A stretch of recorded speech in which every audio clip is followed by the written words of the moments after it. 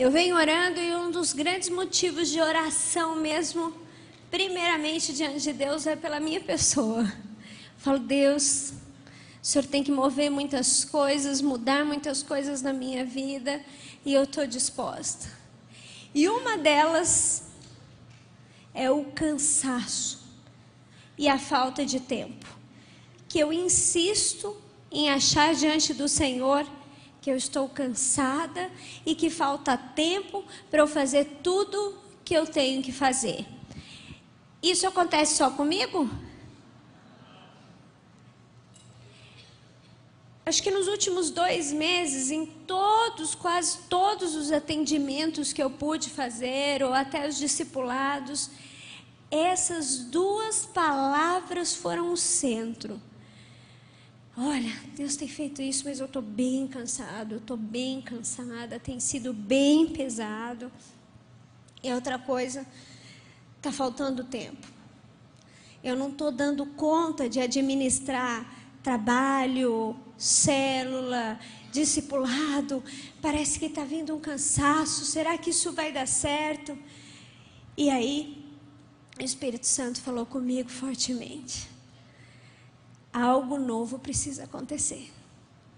Onde as pessoas estão buscando um refúgio, onde elas estão se renovando e o porquê desse cansaço. E eu comecei a orar, a ler a palavra, e aí eu comecei a ver na palavra como seria a apostasia dos últimos dias, onde cada um começa o meu jeito de servir a Deus, porque o meu tempo, a minha vida permite eu servir a Deus com o que eu tenho. Aí começa, eu não preciso ir na igreja. Eu não preciso ir na igreja. A igreja sou eu. E gente, até que usa a palavra de Deus, mas de uma forma distorcida, sem ser a verdade absoluta naquilo que ela foi colocada, no seu contexto atual. Eu não preciso da igreja. A igreja está lá, ó, colocando normas e regras e modelos, e cada hora é um modelo, e nisso a pessoa já entra na parte de julgar, de criticar. Aí quando se fala de jejum e oração, jejum, gente, jejum não é bíblico. O Senhor já venceu todas as tentações. Eu vivo pela graça. E esse cansaço vai aumentando. Vai vir um cansaço e a pessoa vai falando, olha, eu tenho meu tempo com Deus, eu leio a Bíblia a hora que eu tenho tempo, mas realmente ser líder de célula, ou participar de uma célula, eu não tenho tempo para isso. Vir no culto quando dá tempo eu venho, mas o meu culto é na minha casa, é a minha vida, é com aquilo que eu tenho. E aí cada um começa a criar o seu evangelho, a sua vida com Deus, e começa a quebrar a unidade da igreja, a direção daquilo que Deus tem trazido para o do corpo de Cristo, a igreja.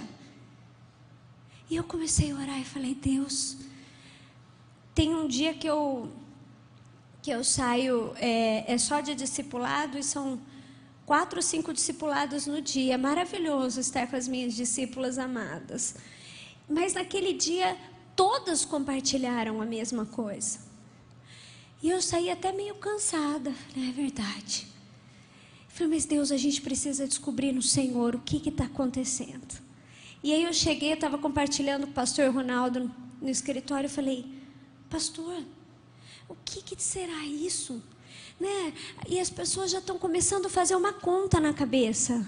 Se cada um tem que ter 3 discípulos, e eu ainda vou ter uma reunião com o meu discipulador, eu vou ter 4 reuniões, e além das 4 reuniões, uma célula, e eu ainda vou ter supervisão. E, gente, não. Isso não se adequa à minha vida, ao meu tempo. Eu não tenho como participar disso. E aí o pastor Ronaldo falou para mim, Andréa, a gente precisa de um avivamento. Porque da onde é esse cansaço? O porquê que a gente está cansado? O que a gente tem feito tanto? Ou que nós não temos feito para que isso aconteça? E aí, eu mais uma vez fui orar e lembrei de uma pessoa. A gente vai passar um videozinho agora. Se você já assistiu, eu já assisti várias vezes, mas eu precisei assistir de novo. Se você não já assistiu, você vai assistir de novo, você vai falar, ai, Deus, fala comigo. Se você não assistiu, você vai ser bastante abençoado também. Mas a gente tem que deixar Deus falar conosco. Então, presta atenção nesse videozinho. Dá para passar? Beleza. Vou falar de um grande homem de Deus. E olha que não foi fácil acompanhar a sua rotina para esta reportagem. Conheça agora a história de Ezequiel Silva. Bom, meu dia a gente amanhece, realmente procura realmente primeiro buscar a Deus em oração, ler a palavra de Deus, buscar primeiro Deus, que é importante. Quando você sai do trabalho, você tem que procurar primeiramente Deus. E assim é a rotina de Ezequiel. Ele acorda muito cedo e de bicicleta leva a esposa ao trabalho. Depois, volta em casa e sai em seguida já equipado para o seu trabalho.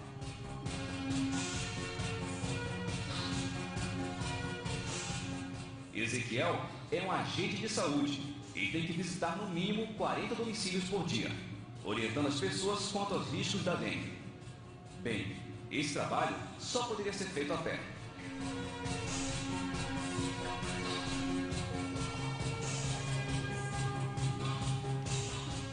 Quando chega em casa, após o dia de trabalho, ele ajuda nas atividades do lar.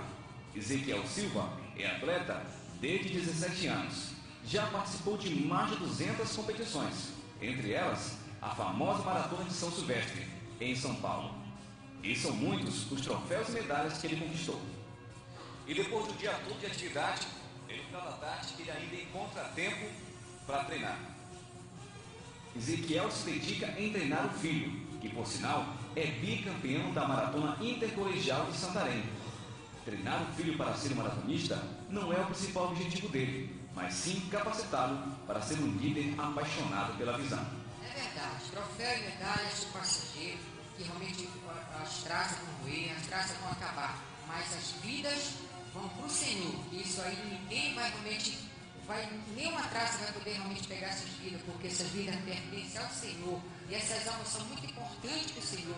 Por isso nós estamos aqui sobre as células, vendo vidas transformadas. É aqui, nesta turma de CTL, que Ezequiel exerce mais uma de suas atividades. Ele é coordenador desta turma e assim contribuindo para a formação de novos líderes. Como maratonista, Ezequiel Silva enfrenta diversos obstáculos em suas competições.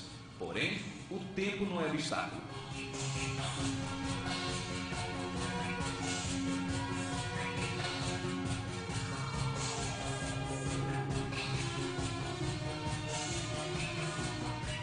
Em meio a tantas atividades, ele cumpre com excelência seu papel de trabalhador, pai, líder, atleta, discípulo e discipulador.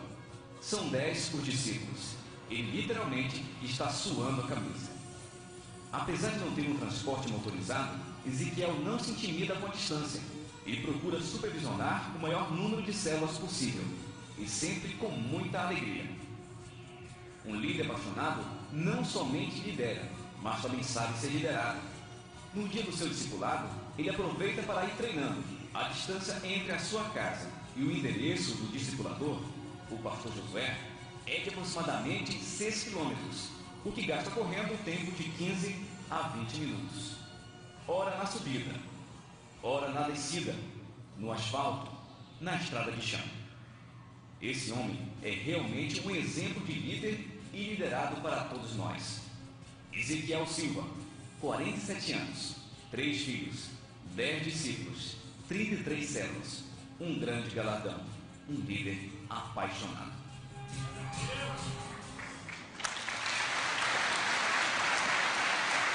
Glória a Deus.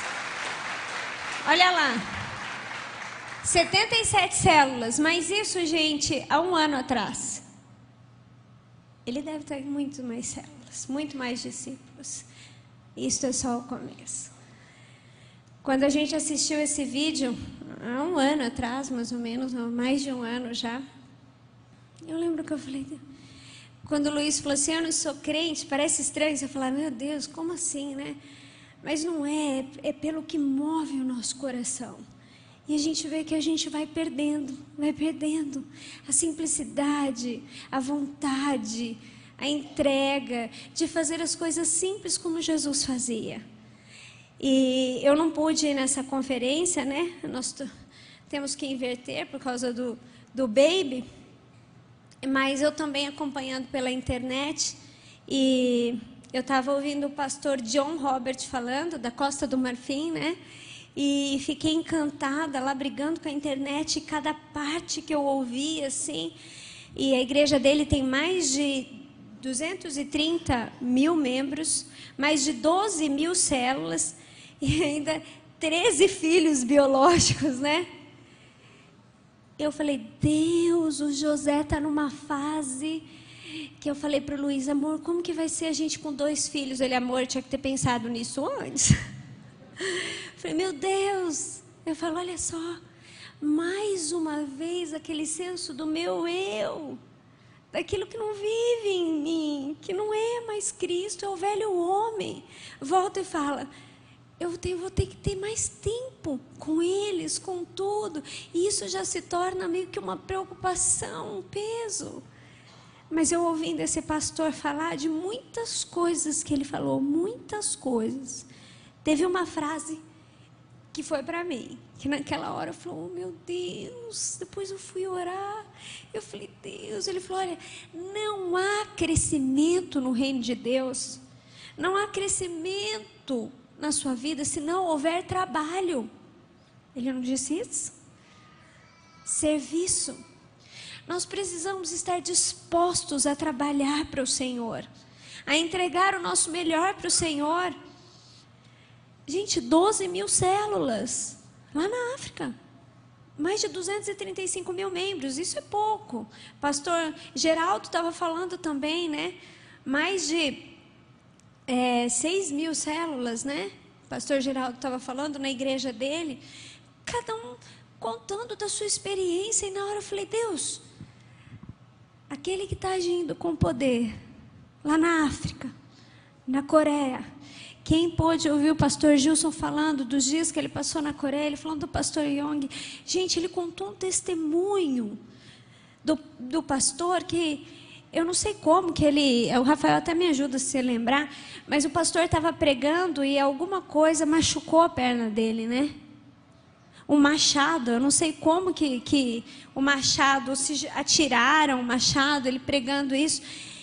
E naquela hora o corte, quando ele olhou, foi profundo. E ele começou a olhar e pregando a palavra de Deus. Aí diz que ele olhou para a esposa dele, a esposa dele olhou para ele e falou assim, continue falando da palavra de Deus. Deus te sustenta. A gente até riu brincando, que esposa, hein? Ele pregou com a perna lá sangrando, diz que quando terminou a mensagem, foi levado para o hospital, levou uma bronca mesmo do médico, mas ele falou assim, a minha vida não tem sentido se não for para anunciar o Evangelho de Cristo.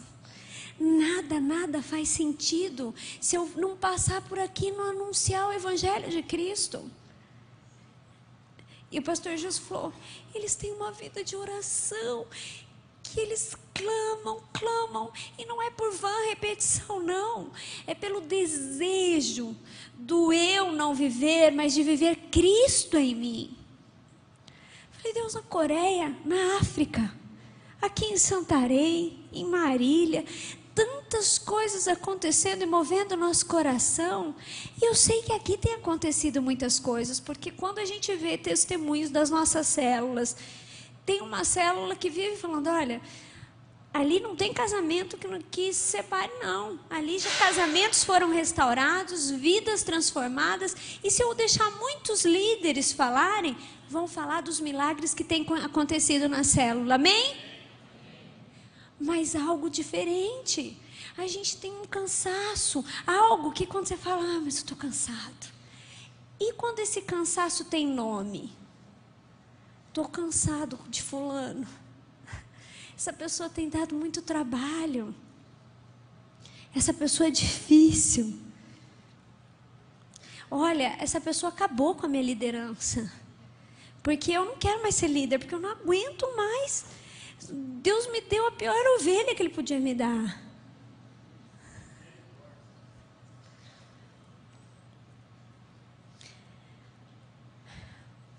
Mas Deus tem movido o nosso coração para algo novo, amém?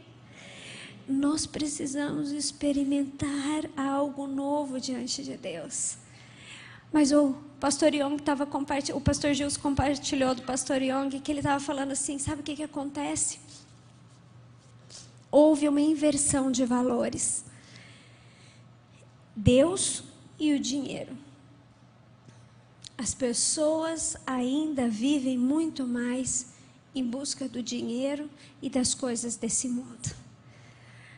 Essa inversão acontece de forma tão natural que quando a gente vê, a gente está lutando por todas as coisas desse mundo. Mas a gente chega aqui e diz, Senhor, minha vontade já deixei.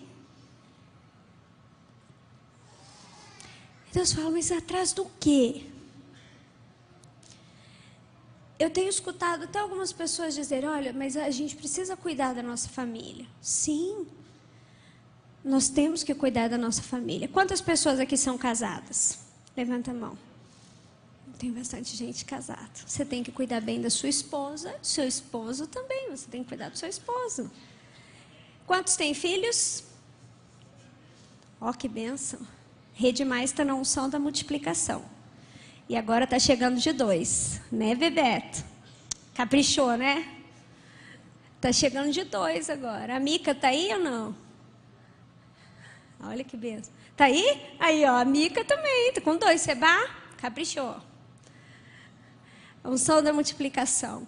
Mas quando a gente fala de família, e a gente fala que precisa de um tempo com Deus, fala assim, qual é o seu tempo com a sua família? Eu não preciso de tempo com a minha família.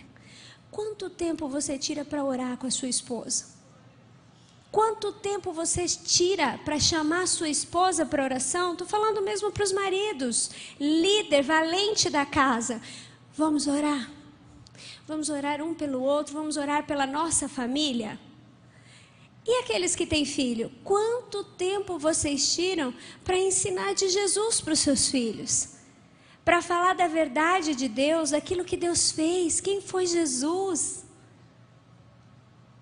Mas a gente diz que precisa de tempo para a família.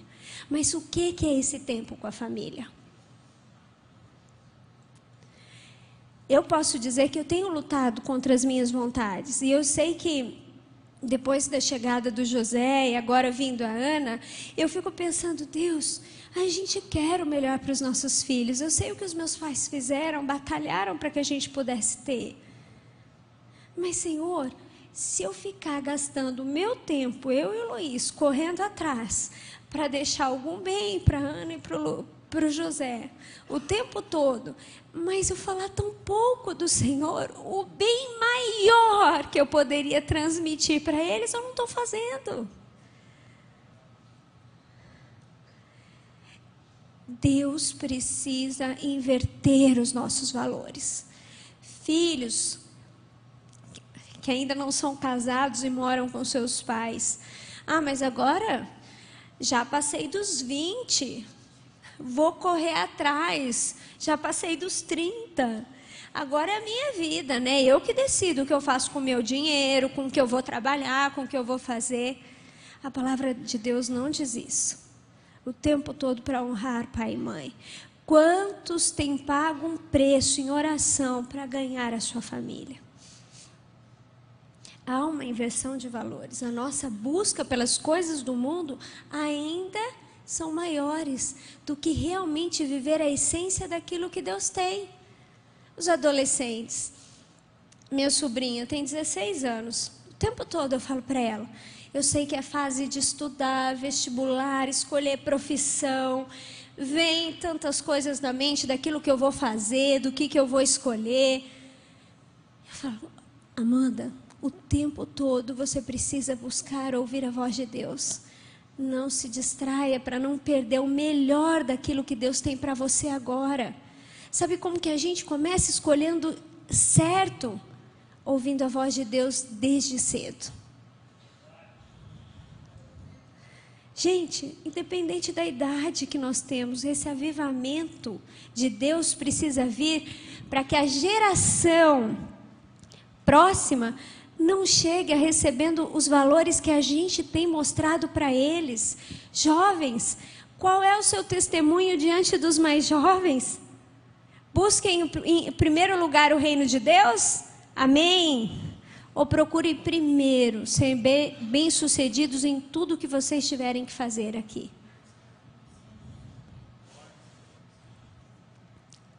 Deus quer mover algo diferente na nossa vida.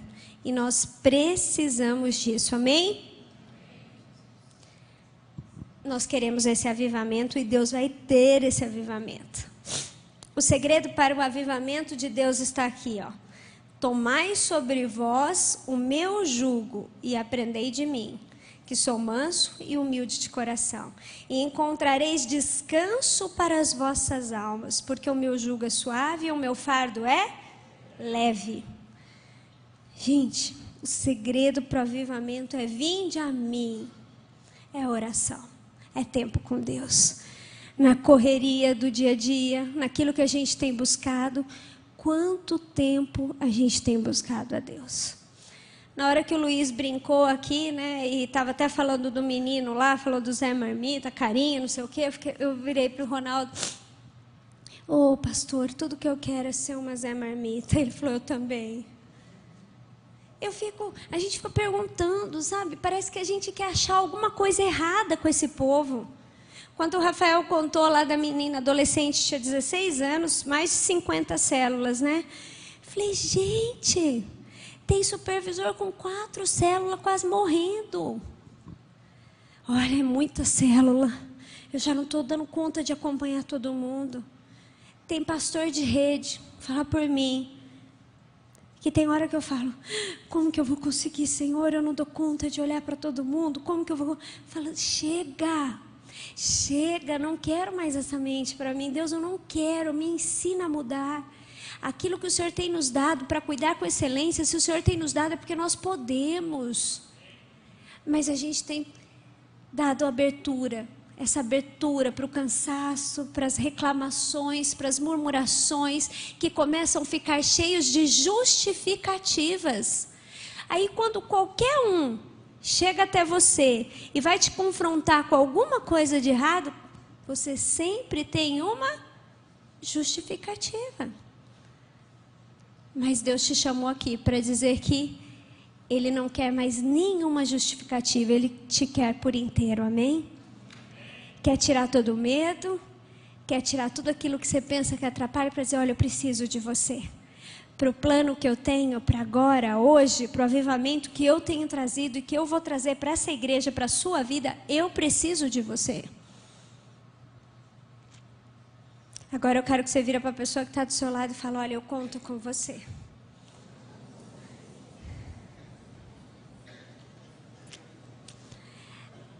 Nós precisamos uns dos outros para nos chacoalhar, para nos falar: meu, cara, você está indo para o caminho errado. Gente, olha, se alguém vier reclamar, você falar: vamos colocar isso diante de Deus, vamos orar agora.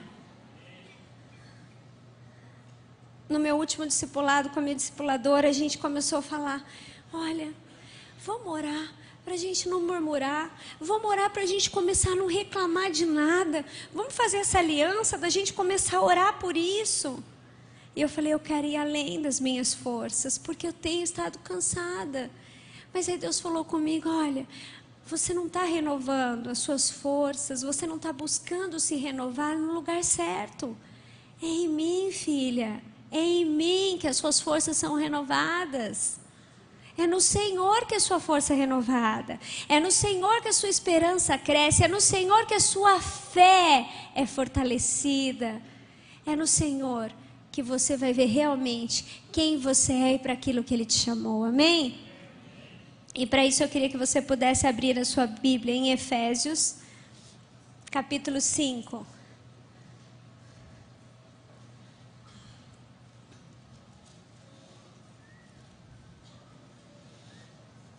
Versículo 14.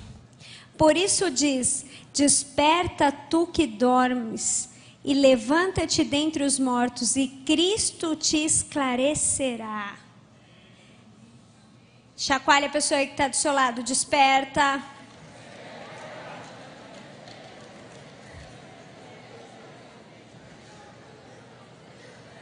Desperta, tu que dormes, levanta-te dentre os mortos e Cristo te esclarecerá. Nós não somos deste mundo. Se você está dormindo porque você se esqueceu disso, começou a correr atrás de outras coisas, no caminho, olha, caí mesmo e esqueci, estou vivendo para outras coisas e não para Cristo. O Senhor está dizendo para você hoje, desperta, desperta. Nós precisamos ser cristãos o tempo todo. Cristo vive em mim. Eu estava conversando com a Gi e pedi autorização dela até para falar isso. Ela estava me contando que ela foi levar a filha dela, Júlia, na escola, e ela estacionou o carro na voltinha da escola, assim, que tem um caminho para deixar as crianças. E como estava a volta de férias, ela ainda estava um pouco assim de entrar na escola. E ela levou. Quando ela chegou um pouquinho, entrou na escola, a Júlia começou a chorar muito, como ela nunca tinha chorado para ir na escola. E ela abaixou, foi falar com a filha, foi acalmar. E ela até chorava, e eram as professoras, e foi aquele tumulto todo para conseguir levar a Júlia para a sala. E quando ela saiu, uma mulher muito irada,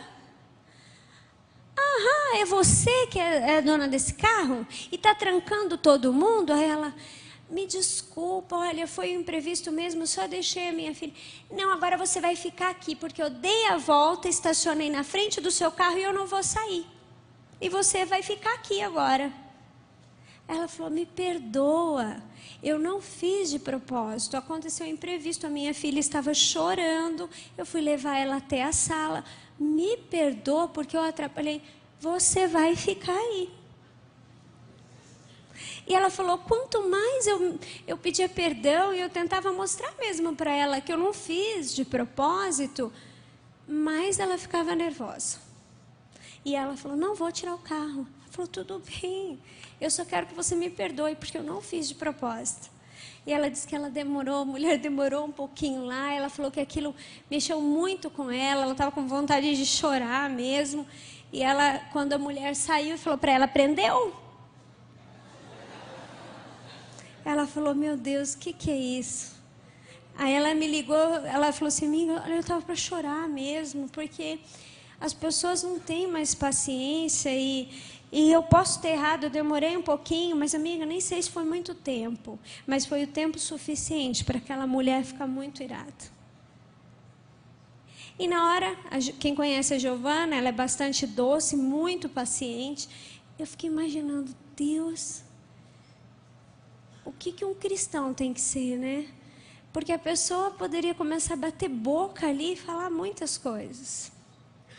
E mais uma vez,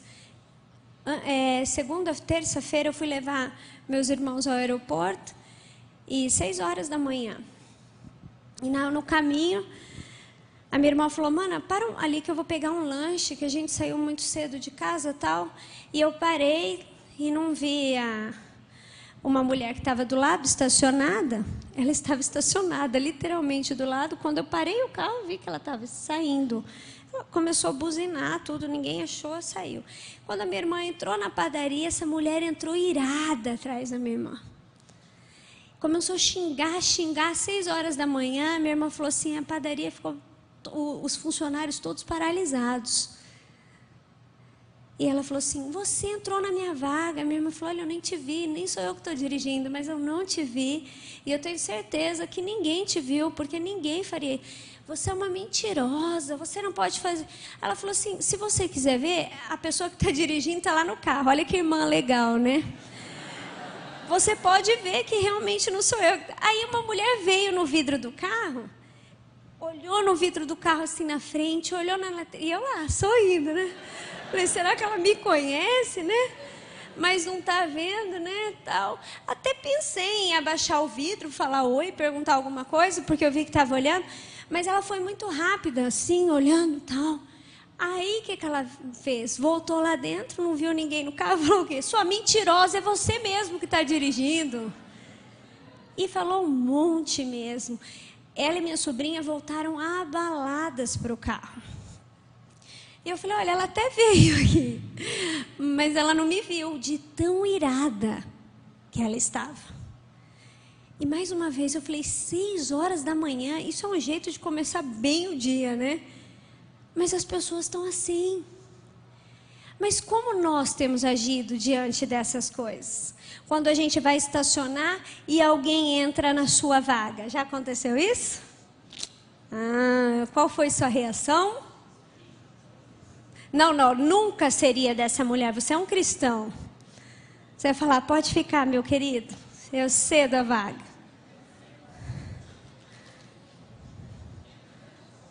E aí?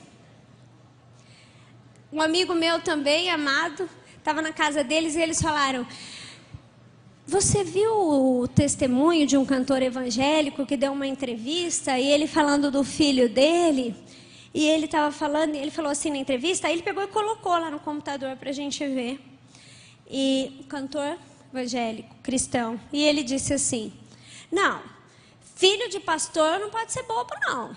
Não, crente não pode ser bobo. Eu ensino meu filho que se na escola ele apanhar, lá mesmo ele tem que resolver e bater. Porque se ele não resolver e vier chorar aqui em casa, vai apanhar em casa. Gente, eu não acreditei, sem brincadeira. Falei, não. Mexeram na voz dele, ele não disse isso. Porque se eu for para a essência da palavra de Deus, o que Jesus nos ensina? Se alguém lhe der uma face, ofereça outra. E o tempo todo tente sempre ter paz entre os irmãos. Ame aquele que te persegue. Eu falei, gente, o que será que a gente está invertendo os nossos valores? Desperta tu que dormes. Porque nós já conhecemos a palavra já foi revelada, mas a gente está deixando com que alguns valores fiquem adormecidos. E algumas justificativas e esse cansaço, isso, faça com que esteja tudo bem na nossa vida. Mas não está. Quantas situações Jesus pode trazer à sua mente de que você tinha que ser testemunho de Cristo e você não foi?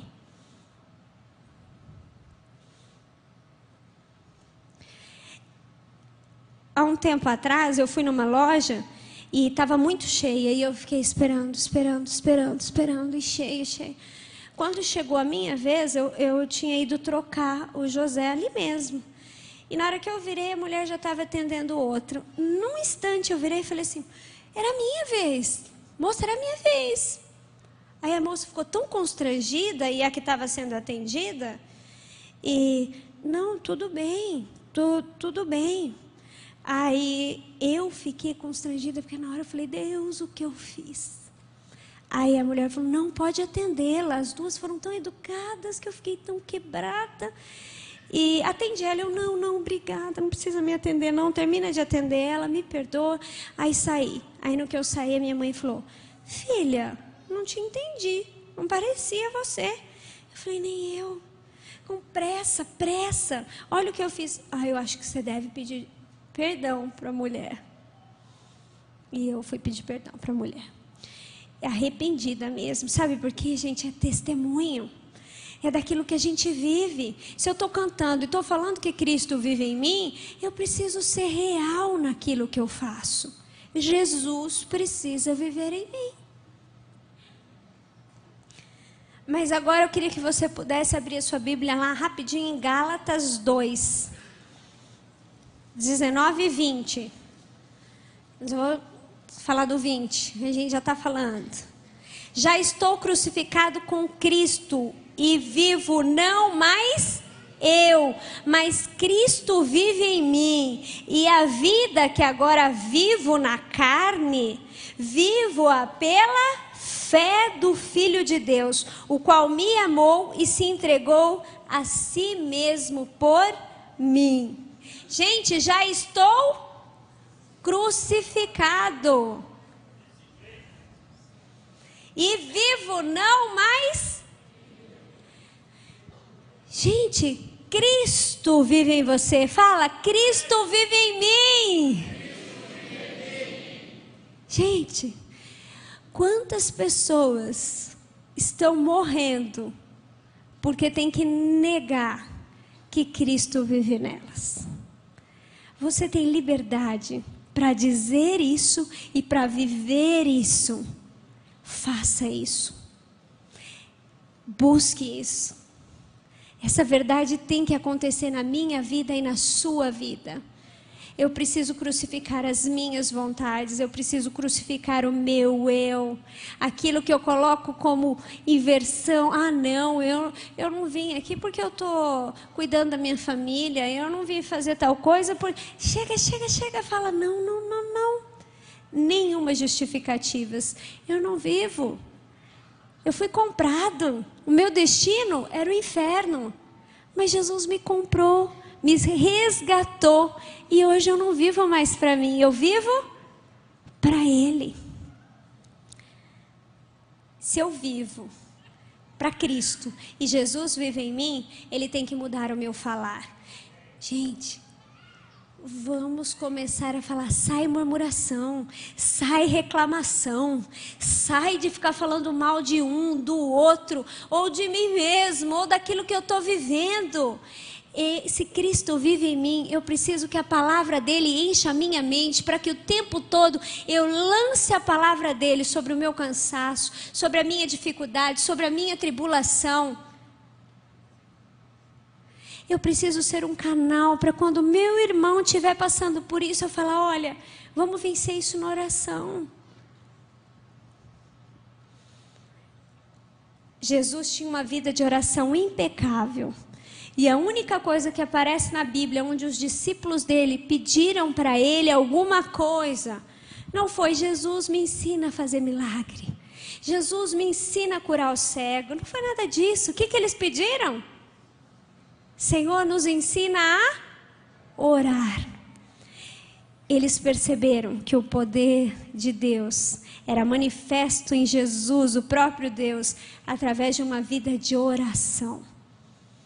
Jesus tinha uma vida de oração. E Ele ensinou isso para os seus discípulos. E Ele tem nos trazido isso como ferramenta, como a forma que vai nos levar para um avivamento. Eu preciso de me entregar muito mais em oração. O meu tempo de oração, na madrugada, no tempo que eu tiver, eu preciso de uma vida de oração. Você precisa de uma vida de oração? Você precisa ser despertado para uma vida de oração? Eu vou dizer bem claro, você não vai experimentar um avivamento de Deus se você não experimentar uma entrega em oração. Você vai ver o avivamento acontecendo do lado, na pessoa que está do seu lado, no outro, vai falar, eu estou aqui, mas você sabe que o seu coração não foi alcançado, porque você precisa abrir a sua vida e o seu coração para uma vida de oração. Amém? Fala, eu quero uma vida de oração. Então, para isso, busque. Vença os seus temores, as suas tribulações, as suas dificuldades com uma vida de oração. Agora é a hora. E lá em Romanos, agora 13:11. Primeiro Deus nos diz, desperta. Depois, viva para mim, viver para Cristo. E agora, lá em Romanos 13:11. E isto digo, conhecendo o tempo, que já é a hora de despertarmos do sono, porque a nossa salvação está agora mais perto de nós do que quando aceitamos a fé. Gente, está mais perto, está mais perto. Está mais perto, filho. Está mais perto. Jesus tem trazido um avivamento para a igreja falando: essa é a hora, é agora. Eu preciso de você agora. Se você está aqui, é porque Deus tem algo para fazer na sua vida e é agora, amém? Amém. Deus vai fazer. Vai valer a pena. Cada momento em oração, cada entrega, a sua busca. E deixa eu te falar, se nessa caminhada você perder algumas coisas ou perder alguns sonhos, mas para viver os sonhos de Deus, saiba que vai valer a pena. Porque os sonhos de Deus são muito maiores, os planos de Deus são mais altos para nós. Mas às vezes o medo rouba a nossa fé. O medo rouba a certeza de que aquilo que Deus tem é melhor do que o que eu estou vendo. Meu amigo meu estava apaixonado por uma menina e falou: é impossível Deus ter algo melhor do que ela para mim. Eu falei: gente, mas olha, e se o que ele tem para mim não é exatamente isso? E eu falei: olha, se você conseguir olhar com os olhos de Deus, e essa não for a pessoa para você, quando você encontrar a vontade de Deus, você vai ver que, não desmerecendo, mas era aquela pessoa que Deus tinha para você. Mas o medo faz a gente achar que tudo que a gente sonha, que a gente tem e que a gente busca, parece que é diferente daquilo que Deus tem. Mas só quando a gente está na presença de Deus, é que a gente percebe que agora é a hora. Agora é a hora de eu parar de sonhar os meus sonhos, os meus planos, para viver os planos de Deus. E os planos de Deus não são planos que vão frustrar aquilo que Ele tem para você. Deus tem coisas lindas e novas, e aquilo que Ele sabe que vai te abençoar, que vai te levar para mais perto dEle. Ele não é um pai que daria a você algo que Ele sabe que você não gostaria. Não, Ele tem o melhor. Quem fez o devocional dos 40 dias de jejum e oração hoje? Gente, que coisa linda estava escrito. Eu fiquei impactada com aquilo ali, falando assim: olha, sabe quando o filho dele estava brincando com uma faca e a mãe não percebeu na mesa, sentado no cadeirão, e ele viu o filho dele brincando com aquela faca com a ponta bem pontuda assim, e ele: ai meu Deus, eu não posso nem assustar ele, né? E ele chegou com calma e tirou a faca da mão do filho. O que a criança fez? Começou a chorar. Aí disse que virou para ele e falou: me dá, papai. E ele: não, filho, eu não posso te dar isso, isso vai te machucar. Naquela hora, ele falou que ele sentiu o Espírito Santo falando com ele. Muitas coisas Deus faz assim com a gente. Tira algumas coisas da nossa mão, porque Ele sabe que vai nos machucar. E ele falou: oh, Deus, é verdade, o Senhor é pai, o Senhor cuida sim de nós como filhos. Aí passou um tempo, ele foi levar o filho dele com muita febre para o hospital, e chegou lá, o médico falou: olha, a febre dele está alta demais, nós vamos aplicar uma injeção agora. E disse que ele olhou para ele: não, papai, injeção não. E ele naquela hora falou: filho, vai doer um pouquinho, mas é para o seu bem. E mais uma vez Jesus falou para ele: é assim, filho, algumas coisas vão doer um pouco, mas é para o seu bem. Eu sei o que é melhor para você. E Deus tem falado isso comigo. Eu vou tirar algumas coisas que não é para o seu bem, mas também vou te dar algumas coisas que é para o seu bem. Mas a gente precisa aprender a confiar em Deus. Confiar em Deus. Eu vou chamar o pessoal aqui para tocar e nós vamos terminar o culto buscando mesmo a Deus. Mas o avivamento de Deus, nós somos a geração do avivamento, amém? E é um avivamento que vai vir para ficar. Nós não vamos entrar na história de avivamentos que aconteceram e acabaram por falta de cuidado. Quero pedir, não saia. Deus vai ministrar o nosso coração agora, mas para que a gente possa receber isso em unidade. E nós vamos cantar isso para Deus, que vai valer a pena tudo que nós vamos nos colocar diante de Deus, amém? Fique em pé, exército do Senhor. O Senhor falou contigo hoje, desperta, desperta do sono. Não negocie os seus valores, não inverta os seus valores. Busque a palavra de Deus, amém? E ele disse, viva para mim, Cristo vive em você. As suas vontades, as suas emoções, elas te levam para longe de Deus. Mas quando a gente vai para a presença de Deus e fala, Senhor, eu não vivo. Leva as minhas emoções e as minhas vontades para a cruz, para que viva o Senhor na minha vida. E o terceiro é para agora. Deus precisa de você agora, amém? Quantos homens e mulheres estão dispostos a servir o Senhor com o que tem agora? Nós queremos pagar um alto preço por isso? Não importa o que Deus vai tirar. Não importa o que vai doer, Ele tem o melhor para você. E é para não te machucar, não é para te ferir, mas é para te levar para o centro da vontade dEle. Então eu quero que você feche os seus olhos e você fala, Senhor, desperta-me, desperta-me, desperta-me para uma vida de oração. Eu quero viver para o Senhor intensamente. E aquilo que Deus falar com você, de como tem sido as suas atitudes, as suas palavras, porque não parece que Cristo tem vivido em você. Porque na hora que você tem que viver Cristo, vem o velho eu. E se o velho eu está vindo, é porque tem coisa que está fora da cruz. E Ele está falando, é para agora. Eu preciso de você agora. Não abra mão de servir ao Senhor. Se Deus está te dando alguma coisa para fazer, faça. Não coloque mais justificativas. E vença o cansaço. Vença o medo. Vença a falta de tempo em oração.